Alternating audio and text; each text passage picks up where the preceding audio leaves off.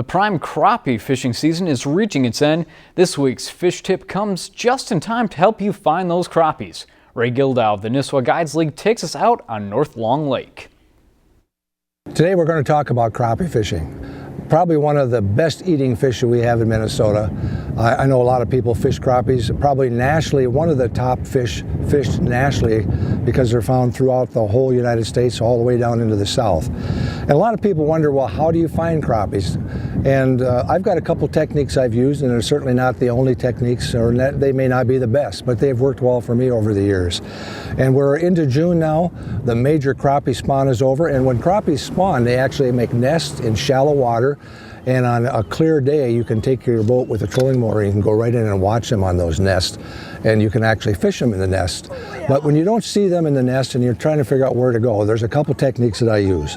One is I use a very, very small jig, and you can see by my hand here, that's a very, very tiny jig. I want something that's going to float down very slowly, and I'll tip this with a crappie minnow, a very, very small crappie minnow, and I'll work along an area where there's a drop from the shore down into some weeds.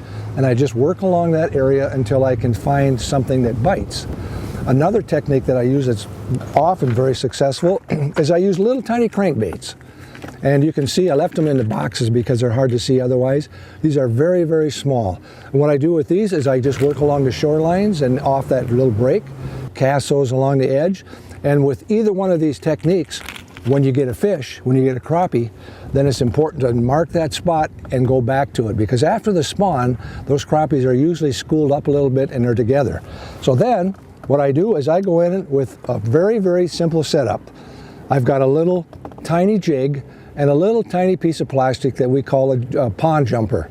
And it's one of the most effective things I've ever found to fish with. And all we need to do is put the bobber under that. And I don't even use minnows. I throw that into the areas where I caught those fish. I got the bobber, I get up into that spot and I find where those fish are. Bam, the fish hit it, and you set the hook and you got them. That's your fishing tip of the week. I'm Ray Gildow with the Nisswa Guides League. See you out there.